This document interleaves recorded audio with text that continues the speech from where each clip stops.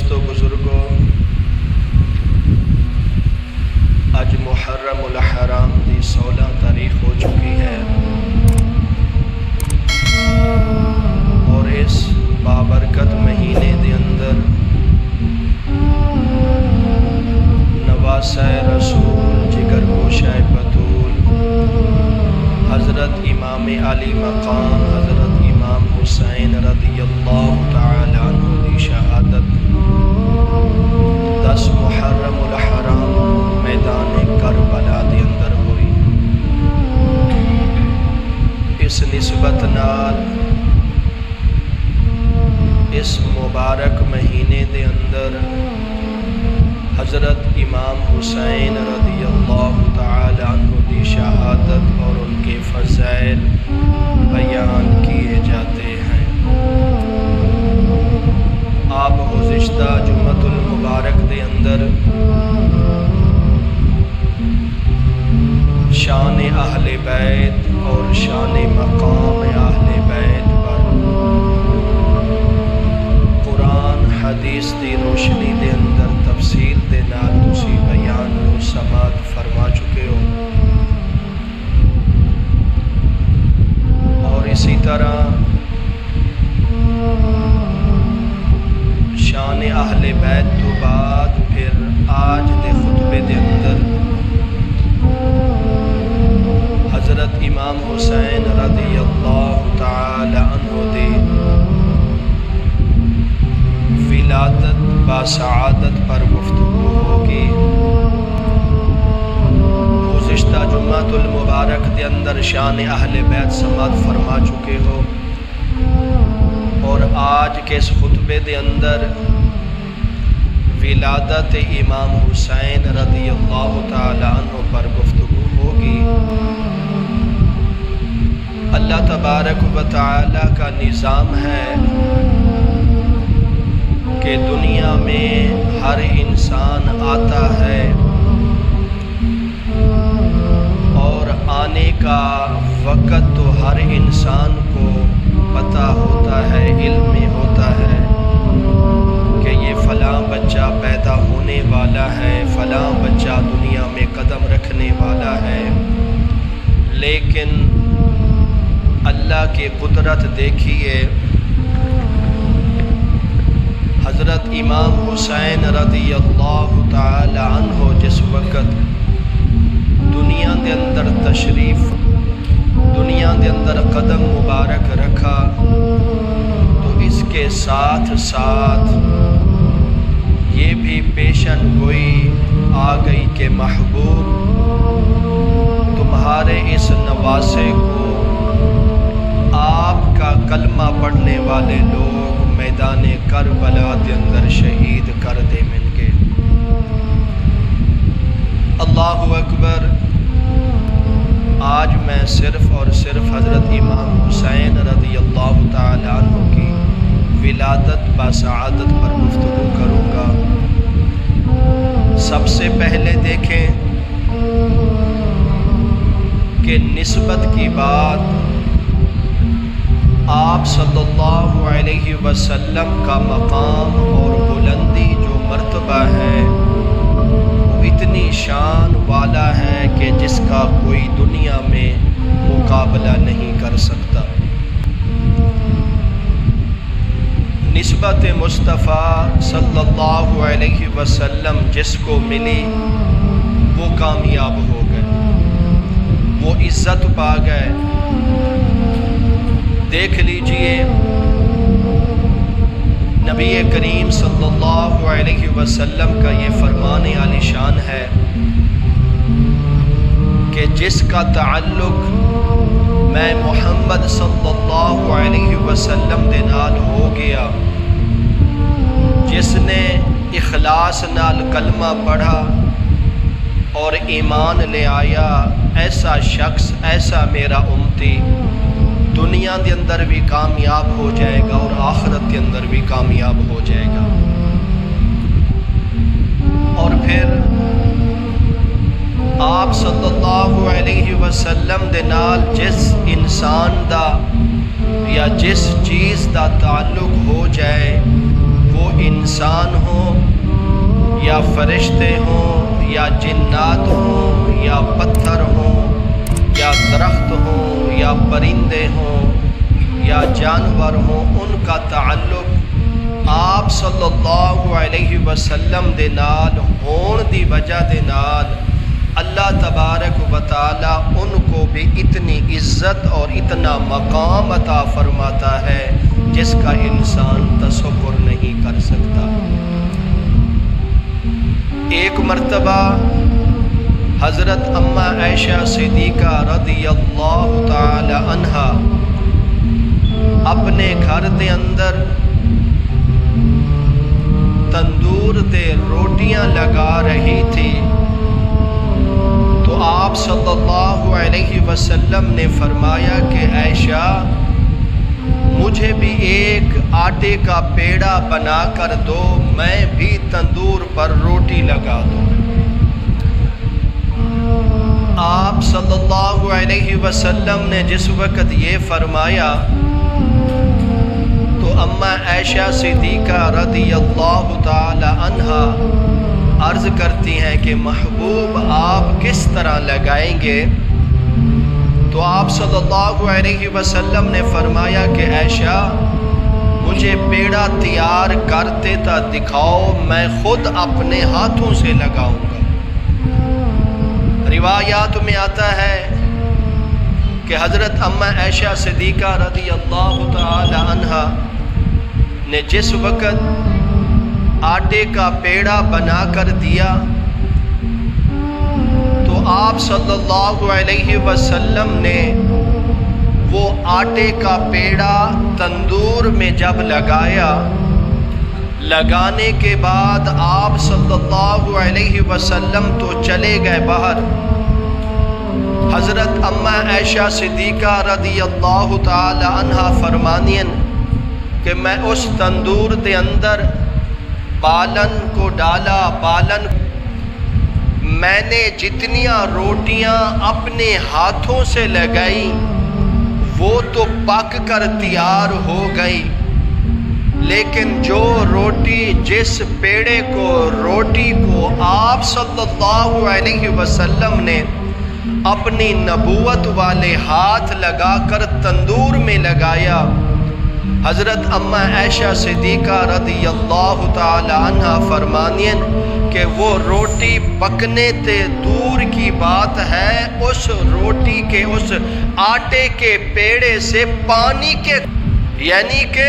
وہ آٹا پکنا کیا تھا، اس آٹے اس پیڑے میں پانی کے قطرے نکل رہے ہیں۔ حضرت اماں عائشہ صدیقہ رضی اللہ تعالی عنہا پریشان ہونی ہیں۔ آپ صلی اللہ علیہ وسلم جس وقت واپس آئے عرض کرتے ہیں کہ محبوبہ جو میں نے اپنے ہاتھوں سے روٹیاں لگائی وہ تو پک کر تیار ہو گئی، لیکن جس پیڑے کو جس آٹے کو آپ نے ہاتھ لگایا اس پیڑے نے کیا پکنا تھا، اس روٹی نے کیا پکنا تھا، بلکہ اس ہی آٹے سے اب تک بھی پانی کے قطرے ٹپکتے ہوئے نظر آ رہے ہیں۔ تو آپ صلی اللہ علیہ وسلم نے فرمایا کہ عائشہ یہ آگ تم نے جلائی ہے، یہ آگ تم نے اپنے ہاتھوں سے جلائی ہے، یہ آگ لکڑیوں سے جلی ہے، یہ آگ بالن سے جلی ہے۔ جس چیز کو میں محمد صلی اللہ علیہ وسلم نے ہاتھ لگایا اس چیز کو دنیا کی آگ تو دور کی بات ہے، اگر جہنم کی آگ بھی آ جائے اس کو وہ بھی تکلیف نہیں دے سکتی۔ یہ نسبت کی میں بات کر رہا ہوں، آپ صلی اللہ علیہ وسلم کے تعلق کی بات کر رہا ہوں۔ اگر میرا محبوب آٹے کے پیڑے کو ہاتھ لگائے وہ آٹا پکنے کے لیے تیار نہ ہو، اس آٹے کا پانی بھی خشک نہ ہو، اگر میرے محبوب کا تعلق آٹے کے ساتھ ہو جائے وہ آٹا عظمت والا بن جاتا ہے، اگر میرے محبوب کا تعلق پتھروں کے ساتھ ہو جائے وہ پتھر تعلق والے بن جاتے ہیں، اگر میرے محبوب کا تعلق مکہ کے ساتھ ہو جائے مکہ شان والا بن جاتا ہے، مدینے کے ساتھ ہو جائے مدینہ شان والا بن جاتا ہے، بدر کے ساتھ ہو جائے بدر شان والا بن جاتا ہے، احد کے ساتھ تعلق ہو جائے احد شان والا بن جاتا ہے، حنین کے ساتھ تعلق ہو جائے حنین شان والا بن جاتا ہے، خیبر کے ساتھ تعلق ہو جائے خیبر شان والا بن جاتا ہے۔ پھر دیکھ لیجئے اگر انسان کا تعلق محبوب کے ساتھ ہو جائے وہ انسان شانوں والا بن جاتا ہے، فرشتوں کا تعلق آپ صلی اللہ علیہ وسلم کے ساتھ ہو جائے وہ فرشتے شانوں والے بن جاتے ہیں، اگر پہاڑوں کا تعلق پرندوں کا تعلق سمندر کا تعلق پانی کا تعلق درختوں کا تعلق حیوانات کا تعلق نباتات کا تعلق آپ صلی اللہ علیہ وسلم کے ساتھ ہو جائے تو وہ چیزیں شانے والی بن جاتی ہیں، وہ چیزیں قابل احترام بن جاتی ہیں، وہ عظمت والی بن جاتی ہیں، ان کی شان کا کوئی دنیا میں مقابلہ نہیں کر سکتا۔ پھر مجھے کہہ لینے دو اگر دنیا کی چیزوں کا تعلق آپ صلی اللہ علیہ وسلم کے ساتھ ہو جائے ان کی شان کا کوئی مقابلہ نہیں کر سکتا تو پھر میں قربان جاؤں حسن حسین پر، میں قربان جاؤں حسنین کریمین پر، میں ان کے مقام پر قربان جاؤں، میں ان کی عظمت پر قربان جاؤں، میں ان کے مرتبے پر قربان جاؤں، میں ان کی عزت پر قربان جاؤں، میں ان کے دنیا میں آنے پر قربان جاؤں، میں ان کی ولادت پر قربان جاؤں، میں ان کی شان پر قربان جاؤں۔ رب کعبہ کی قسم جس چیز کا تعلق انسان کا آپ صلی اللہ علیہ وسلم کے ساتھ ہو جاتا ہے، دنیا کی کسی چیز کا تعلق آپ صلی اللہ علیہ وسلم کے ساتھ ہو جائے وہ چیز شانوں والی بن جاتی ہے عظمت والی بن جاتی ہے، لیکن حسن حسین رضی اللہ تعالی عنہ یہ تو آپ صلی اللہ علیہ وسلم کے دل کا ٹکڑا ہے جگر کا ٹکڑا ہے، ان کی شان کا کیا مقابلہ ہوگا، ان کی عظمت کا دنیا میں کون مقابلہ کر سکتا ہے۔ خدا کی قسم حضرت سیدہ فاطمہ رضی اللہ تعالی عنہا آپ صلی اللہ علیہ وسلم کے دل کا ٹکڑا ہے تو حسن حسین فاطمہ کے دل کا ٹکڑا ہے تو اس سے بنے گا آپ صلی اللہ علیہ وسلم کا دل کے ٹکڑے بھی حسن حسین ہیں، اگر دل کے ٹکڑے حسن حسین ہیں تو ان کی شان کا دنیا میں کون مقابلہ کر سکتا ہے۔ اگر کوئی معمولی چیز بھی آپ صلی اللہ علیہ وسلم کے ساتھ جڑ جائے اس کی شان زیادہ ہو جاتی ہے تو پھر جس آپ صلی اللہ علیہ وسلم کے دل کے ٹکڑے ہوں ان کے مقام اور مرتبے کا کون دنیا میں مقابلہ کر سکتا ہے۔ یہ اللہ تعالیٰ نے ان کو جو مقام اور مرتبہ دیا ہے یہ ہمارا عقیدہ ہے ایمان ہے کہ جس چیز کا تعلق آپ صلی اللہ علیہ وسلم دے نال ہویا ان کی اللہ نے شان بڑھا دی مرتبہ بڑھا دیا۔ اور پھر دیکھ لیجئے جو آپ صلی اللہ علیہ وسلم کے دل کے ٹکڑے ہوں جو آپ صلی اللہ علیہ وسلم کے جگر کے ٹکڑے ہوں آپ صلی اللہ علیہ وسلم کو سب سے پیارے ہوں سب سے اعلیٰ ہوں تو پھر ان کی شان کا کون مقابلہ کر سکتا ہے، ان کے مقام کا کون مقابلہ کر سکتا ہے، ان کی عظمت کا کون مقابلہ کر سکتا ہے۔ تو پھر مجھے کہہ لینے دیجئے حضرت امام حسین حضرت حسن اور حضرت حسین رضی اللہ تعالیٰ عنہ ان کی شان برابر ہے، ان کا مرتبہ برابر ہے، ان کی بلندی برابر ہے، ان سے آپ صلی اللہ علیہ وسلم برابر محبت کرتے ہیں، ان سے پیار برابر کرتے ہیں، ان کی شان بھی برابر ہے۔ اس طرح سمجھ لیجئے اسا سنیاں دی ایک اکھ حضرت حسن ہے دوسری اکھ حضرت حسین ہے گے اور ساڑی دونوں اکھاں دا نور حسن حسین دونوں شہزادے ہیں، نہ اسی حسن حسین دے حسن دی شان کمی کر سکتے ہیں نہ حسین کی شان اندر کمی کر سکتے ہیں۔ ساڑے سنیاں دے دونوں ایک قابل احترام ہستیاں ہیں، جس طرح آپ صلی اللہ علیہ وسلم ان سے سب سے زیادہ محبت کرتے ہیں، خدا کی قسم ہم بھی زیادہ محبت کرتے ہیں۔ ہم حسن حسین کے شان کے لیے مقام کے لیے مرتبے کے لیے بلندی کے لیے ہم اپنی جانوں کو قربان تو کر سکتے ہیں لیکن حضرت امام حسن و حسین کی شان میں کمی نہیں آنے دیں گے۔ اللہ اکبر، یہ ہے مقام، یہ ہے مرتبہ ان شہزادوں کا۔ آپ صلی اللہ علیہ وسلم بیٹھے تھے تو حضرت ام فضل رضی اللہ تعالی عنہا، جو کہ آپ صلی اللہ علیہ وسلم کی چاچی ہے، آ کے عرض کر دیں کہ یا رسول اللہ صلی اللہ علیہ وسلم، میں رات نو خواب ویکھی ہے اور اس خواب دے اندر کیا دیکھتی ہوں کہ آپ کے جسم کا ٹکڑا میری گود میں آ چکا ہے۔ یا رسول اللہ صلی اللہ علیہ وسلم، یہ خواب دیکھنے کے بعد میں انتہائی پریشان ہوں۔ یہ خواب دیکھنے کے بعد میرے چہرے کی مسکراہٹ ختم ہو چکی ہے، میرے چہرے کی رونق ختم ہو چکی ہے، کیونکہ ایسا نہ ہو محبوبہ، میں سب کچھ برداشت کر سکتی ہوں، میں اپنا خاوند آپ کے قدموں پر قربان کر سکتی ہوں، میں اپنی جان آپ کے قدموں پر قربان کر سکتی ہوں، میں اپنی اولاد آپ کے قدموں پر قربان تو کر سکتی ہوں، میں سب کچھ آپ کے قدموں پر قربان تو کر سکتی ہوں، لیکن محبوبہ یہ بات میں نہیں برداشت کر سکتی کہ آپ کے جسم کا ٹکڑا میری گود میں آ جائے، آپ کے جسم کا ٹکڑا آپ کے جسم سے الگ ہو جائے۔ محبوبہ، دنیا کی سب تکلیفیں تو برداشت ہو سکتی ہیں، لیکن یہ برداشت نہیں ہو سکتا کہ آپ کے جسم کا ٹکڑا آپ کے جسم سے الگ ہو جائے۔ میں اپنا خواب لے کر آئی ہوں، میں نے رات کو خواب ایسا دیکھا کہ اس خواب کے دیکھنے کے بعد مجھے سکون نہیں مل رہا، خواب دیکھنے کے بعد مجھے راحت نہیں مل رہی۔ محبوبہ، یہ بہت ہی اوکھا خواب ہے کہ آپ کے جسم کا ٹکڑا کاٹ کر میری جھولی میں آ گیا ہو۔ محبوبہ، اس کی تعبیر دسیے، اس کی تعبیر بتائیے۔ میں اس خواب دیکھنے کے بعد مجھے ایک پل بھی سکون نہیں ملتا۔ تو آپ صلی اللہ علیہ وسلم نے فرمایا، اے ام فضل، تمہیں پریشان ہونے کی ضرورت نہیں، تمہیں اداس ہونے کی ضرورت نہیں، تمہیں غمگین ہونے کی ضرورت نہیں، بلکہ یہ جو تو نے خواب دیکھا ہے میرے جسم کا ٹکڑا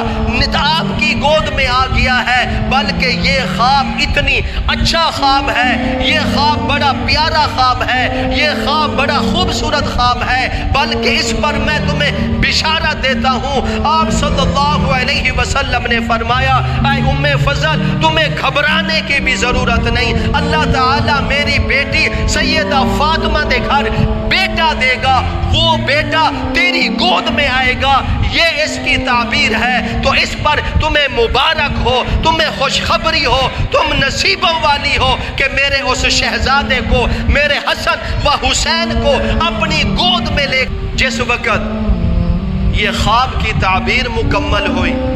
تو سیدہ ام فضل رضی اللہ تعالی عنہا پہلے تو پریشان ہو کر آئی تھی، لیکن خواب کی تعبیر سننے کے بعد خوش ہو جاتی ہیں، مسرت ہو مل جاتی ہے کہ میں خوش نصیب ہوں کہ اللہ تعالیٰ مجھے زندگی میں موقع دے گا کہ میں اپنے ان شہزادوں کو، سیدہ فاطمہ رضی اللہ تعالی عنہا کے شہزادوں کو، حسن حسین کو میں اپنی گود میں کھلاؤں گی، میں اپنی گود میں بٹھاؤں گی، ان کے ساتھ محبت کروں گی، میں ان کے ساتھ پیار کروں گی، اور کیوں نہ پیار کروں گی جن سے اللہ بھی محبت کرتا ہو، کملی والا بھی محبت کرتا ہو، اور پوری دنیا بھی محبت کرتی ہو۔ اے ام فضل، تیرے نصیبے کا کیا کہنا، تیری عظمت کو سلام ہو کہ تیری گود میں حسن حسین تشریف لائے ہیں۔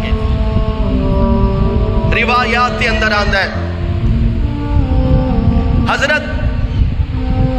امام حسین رضی اللہ تعالی عنہ کہ یہ فضائل ہیں، یہ ان کی شان مرتبہ ہے، اجے دنیا میں قدم نہیں رکھا، ان کی شان اور مرتبے کے چرچے پہلے شروع ہو چکے ہیں۔ روایات میں آتا ہے آپ صلی اللہ علیہ وسلم بیٹھے تھے تو حضرت علی مرتضیٰ شیر خدا رضی اللہ تعالی عنہ تشریف لے کے آئے اور عرض کرتے ہیں کہ محبوبہ گھر تشریف لے چلیے، اللہ نے بیٹا دیا ہے۔ اللہ اکبر۔ سن لو علی سے محبت کرنے والوں یا علی کو سب کچھ سمجھنے والوں، حضرت علی مرتضیٰ شیر خدا رضی اللہ تعالیٰ عنہ بھی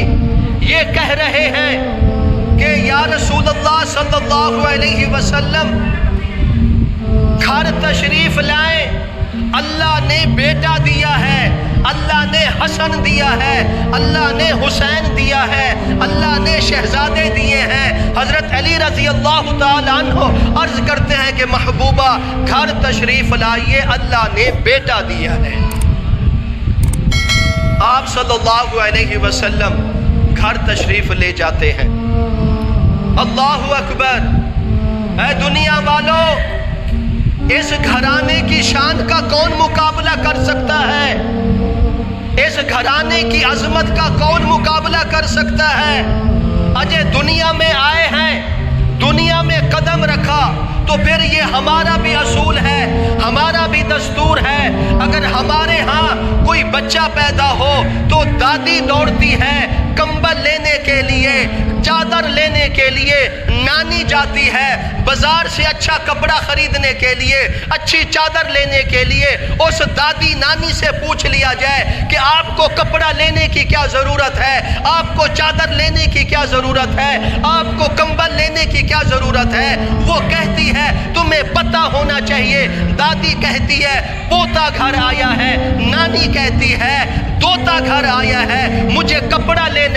جانے دو، میں کپڑا لے کے آؤں گی، میں اچھا کمبل لے کے آؤں گی، میں اچھی چادر لے کے آؤں گی، قیمتی سے قیمتی چادر لے کے آؤں گی۔ اے دنیا والو، ہمارے ہاں اصول ہے کسی کے ہاں بچہ ہو تو وہ بازار سے کپڑا خریدتے ہیں، وہ بازار سے کمبل خریدنے جاتے ہیں۔ لیکن میں قربان جاؤں، اے حسنین کریمین، تمہاری عظمت پر قربان، تمہارے مقام پر قربان، ابھی آپ نے دنیا میں قدم ہی رکھا ہے تو آپ کی چادر ڈھونڈنے کے لیے کسی کو بازار نہیں جانا پڑا، کسی کو شہر نہیں جانا پڑا، کسی کو کمبل نہیں خریدنا پڑا، بلکہ تمہارے لیے اللہ تعالیٰ نے وہ مقدس چادر کو بھیج دیا جس چادر کو اللہ تعالیٰ بھی کہتے ہیں انما یرید اللہ لیذہب عنکم الرجز اہل البیت ویطہرکم تطہیرا۔ اے حسنین کریمین، تمہاری عظمت کو سلام، تمہاری ولادت کو سلام، تمہارا دنیا میں آنے کو سلام۔ دنیا میں بچے پیدا ہوتے ہیں، وہ اچھے سے اچھا کپڑا خریدتے ہیں، لیکن آپ کی ولادت پر اللہ نے آپ کو لپیٹنے کے لیے وہ چادر دی ہے جس چادر کو اللہ تعالیٰ نے پاک کیا ہے، مطہر کیا ہے، اعلیٰ کیا ہے۔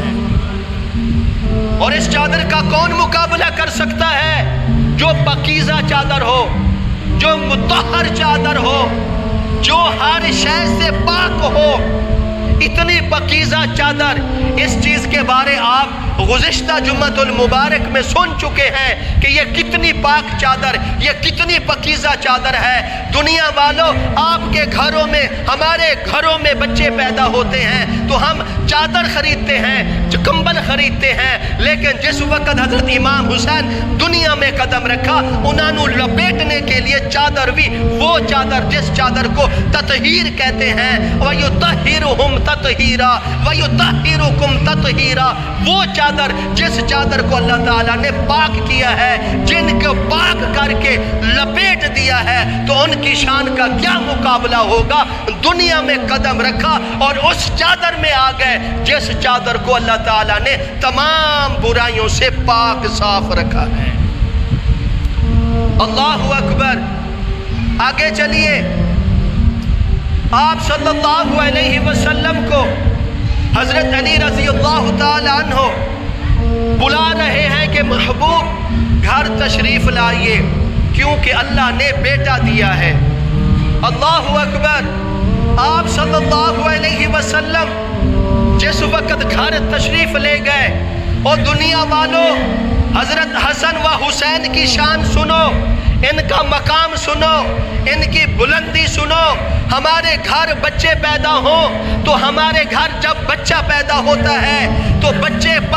بچے کے کے چہرے پر سب سے پہلے یا دئی کی نظر پڑتی ہے، یا نرس کی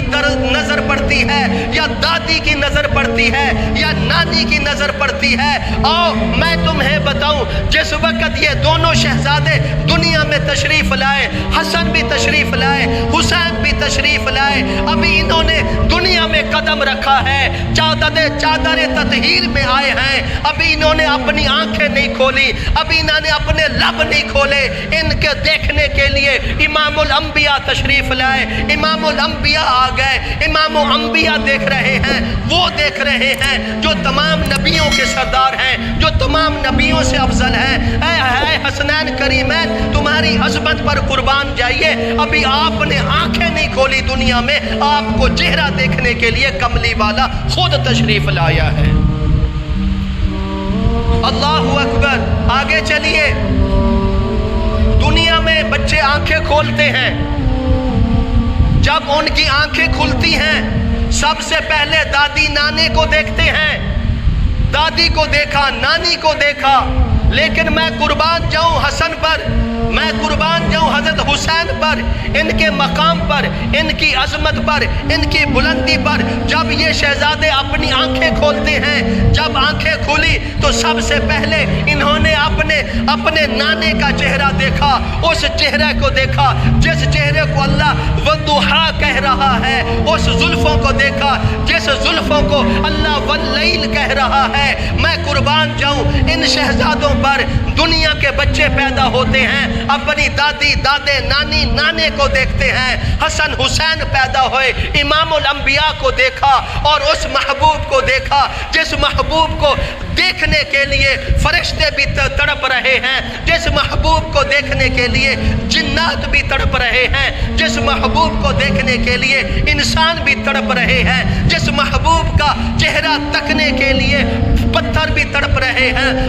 پہاڑ بھی تڑپ رہے ہیں، نباتات بھی تڑپ رہے ہیں، پرندے چرندے بھی تڑپ رہے ہیں، سمندر کی مچھلیاں بھی ترس رہی ہیں کہ وہ کب وقت آئے گا جب ہمیں کملی والے کا چہرہ دیکھنا ہوگا۔ پہاڑ تڑپ رہے ہیں، پتھر کی کنکریاں ترستی ہیں، وہ کملی والے کا چہرہ ہم کب دیکھیں گے؟ اور میں تمہیں اور نشانی دیتا ہوں، شاید تمہارے بات سمجھ آ جائے۔ جس وقت آپ صلی اللہ علیہ وسلم ہجرت کر کے مکہ مکرمہ چھوڑ کر مدینہ کی طرف جا رہے تھے اور غار ثور کی سفر کیا، پہاڑی پر چڑھنے لگے، آپ صلی اللہ علیہ وسلم حضرت ابوبکر صدیق کے کندھوں پر آ گئے۔ حضرت ابوبکر صدیق آپ صلی اللہ علیہ وسلم کو اٹھا کر اس پہاڑی کی بلندی پر چڑھ رہے تھے تو پتھروں نے بھی عرض کی، پہاڑ نے بھی عرض کی، پروردگار ہم عرض کرتے ہیں، ہم گزارش کرتے ہیں، ہم التجا کرتے ہیں، تیرا محبوب کون سے نت اس پہاڑ پر چڑھے گا، روزانہ کب اس پہاڑ پر آئے گا۔ ہمارے پتھروں کی بھی حسرت ہے، اس پہاڑ کی بھی حسرت ہے کہ اپنے محبوب کو کہو سیدھا نہ چڑھ کے جائے بلکہ اس پہاڑ کے ارد گرد گھوم کر جائے تاکہ ہم پتھروں کو بھی سعادت مل جائے۔ آپ صلی اللہ علیہ وسلم کا چہرہ دیکھنے کی ہمیں اس غار ثور کے پہاڑ کی کنکریوں کو بھی سعادت مل جائے۔ آپ صلی اللہ علیہ وسلم کا چہرہ دیکھنے کی کیوں نہ دیکھیں؟ حضور کا چہرہ اللہ نے بنایا ہی ایسا ہے۔ آپ صلی اللہ علیہ وسلم کا چہرہ سب سے اعلیٰ، سب سے حسین، سب سے پیارا، سب سے خوبصورت چہرہ ہے، تو ساری دنیا ترستی ہے آپ صلی اللہ علیہ وسلم کا چہرہ دیکھنے کے لیے۔ لیکن میں قربان جاؤں حسن پر، میں قربان جاؤں حسین پر، انہوں نے پہلے دنیا میں آ کر جب آنکھیں کھولی تو ان کی آنکھوں کے سامنے کملی والے کا چہرہ موجود تھا۔ یہ ان کی شان ہے، یہ ان کا مرتبہ ہے۔ میں اس گھرانے پر کیوں نہ قربان جاؤں کہ جب آنکھیں کھولی دنیا میں آنے کے بعد انہوں نے آپ صلی اللہ علیہ وسلم کا چہرہ پہلے ہی دیکھ لیا۔ اللہ اکبر۔ آگے چلے، کیا بتاؤں، ان کی شان کے گفتگو، کیا کیا واقعات بتاؤں ان کے بارے میں؟ اللہ اکبر، آپ سنیں گے، دیکھ لیجئے، جب کسی کے گھر بچہ پیدا ہوتا ہے، نرس اٹھاتی ہے، دئی اٹھاتی ہے، نانی اٹھاتی ہے، دادی اٹھاتی ہے، یہ لوگ اٹھاتے ہیں، لیکن میں حسن کی شان پر بھی قربان جاؤں، حسین تیرے مقام پر بھی قربان جاؤں، جب آپ دنیا میں آئے سب سے پہلے اٹھانے والی ذات آپ صلی اللہ علیہ وسلم کی ہے۔ آپ صلی اللہ علیہ وسلم نے اپنے نبوت والے ہاتھوں میں ان شہزادوں کو اٹھایا۔ خدا کی قسم یہ معمولی ہاتھ نہیں ہے آپ صلی اللہ علیہ وسلم کے۔ اگر آپ صلی اللہ علیہ وسلم ان ہاتھوں کو آسمان کی طرف اٹھا دے تو چاند دو ٹکڑے ہو جاتا ہے، آسمان کی طرف دعا کے لیے ہاتھ اٹھا دے بادل جمع ہو جاتے ہیں، چہرے پر ہاتھ پھیر دے تو یہ بارش برسنی شروع ہو جاتی ہے۔ اگر اسی ہاتھ سے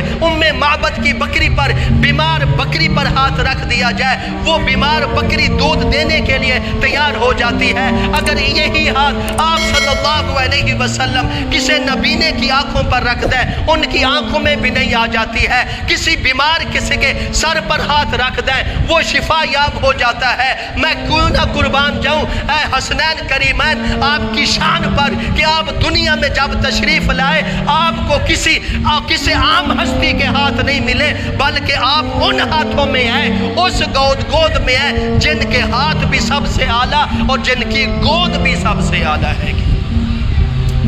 اللہ اکبر۔ اب آگے چلیں، جب کسی کو بچہ دیا جاتا ہے، جب کوئی سب سے پہلے بچہ اٹھاتا ہے تو بچہ اٹھانے کے بعد اس کے کانوں میں اذان دی جاتی ہے، اس کے کانوں میں اذان دینی ہوتی ہے۔ میں قربان جاؤں حسنین کریمین کی شان پر، ان کی عظمت پر، ان کے مقام پر۔ اللہ اکبر۔ آپ صلی اللہ علیہ وسلم نے کبھی زندگی میں اذانیں نہیں دی، کسی مسجد میں اذان نہیں دی، بدر میں نہیں اذان دی، مکہ میں نہیں اذان دی، مدینے میں نہیں اذان دی، احد میں نہیں اذان دی، خیبر میں نہیں اذان دی، زندگی میں آپ صلی اللہ علیہ وسلم نے کبھی اذان نہیں دی۔ لیکن آج آپ صلی اللہ علیہ وسلم اپنے نواسوں کو، اپنے شہزادوں کو اپنے ہاتھوں سے اٹھا کر ان کے کانوں میں اذان دے رہے ہیں۔ اس کی کیا حکمت ہے؟ تو آپ صلی اللہ علیہ وسلم نے فرمایا کہ اے حسین، اے حسن، اے حسین میری اذان سن لو۔ میں دنیا میں کبھی اذان نہیں دی، بلال اذان دیتا ہے۔ بیت اللہ شریف کی چھت پر دینی ہو تو بلال اذان دے گا، مکے میں اذان دینی ہو تو بلال اذان دے گا، حرم میں اذان دینی ہو تو بلال اذان دے گا، مدینے میں اذان دینی ہو تو بلال اذان دے گا، بدر میں، حنین میں، احد میں اذان دینی ہو تو بلال اذان دے گا۔ آج میں اذان دے رہا ہوں، دنیا کو بتا رہا ہوں، اے دنیا والو یہ اتنی عظمت کے مالک شہزادے ہیں، یہ میرے دل کے ٹکڑے ہیں، یہ مجھے بہت پیارے ہیں۔ میں کہہ سکتا تھا ابو بکر تو انہیں شہزادوں کے کانوں میں اذان دے دے، اے عمر تو اذان دے دے، اے عثمان تو اذان دے دے، اے علی والد ان کے تو اذان دے دے، لیکن نہیں، میں خود اذان دی ہے ان کے کانوں میں، تاکہ میں ان بچوں کو کہہ رہا ہوں، حسین کو کہہ رہا ہوں، حسن کو کہہ رہا ہوں، اے حسین اب میں تیرے کانوں میں اذان تو خود دے رہا ہوں، اور اذان کے بعد اس نماز کو میدان کربلا کے اندر تو ہی مکمل کر لینا۔ اور حضرت امام حسین نے اس نماز کو مکمل کیا۔ حضرت امام حسین نے زخموں سے چور ہو کر 72 تیر جسم کے اندر پیوست ہو چکے ہیں، لیکن اس کے باوجود بھی انہوں نے نماز کا سجدہ مکمل کیا، اپنے نانے کی لاج رکھی، اپنے نانے کے اس وعدے کو پورا کیا، کیونکہ آپ صلی اللہ علیہ وسلم نے کانوں میں اذان دی تھی اور حضرت امام حسین نے اس سجدے کو مکمل میدان کربلا کے اندر کر کے دکھایا۔ اللہ اکبر۔ وقت نہیں ہے، ٹائم نہیں اجازت دیتا، میں کون سی بات عرض کروں ان شہزادوں کی۔ آگے چلیے، اذان مکمل ہو گئی۔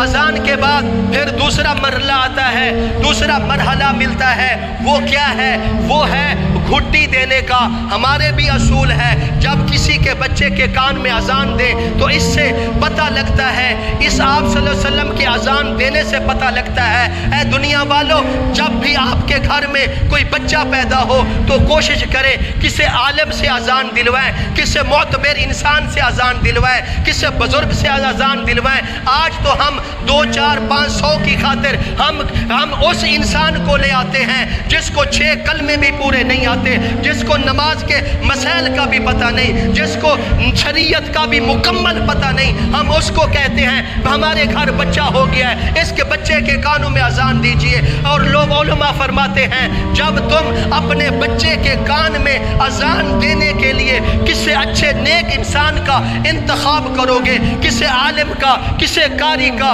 کسی معزز محترم انسان کا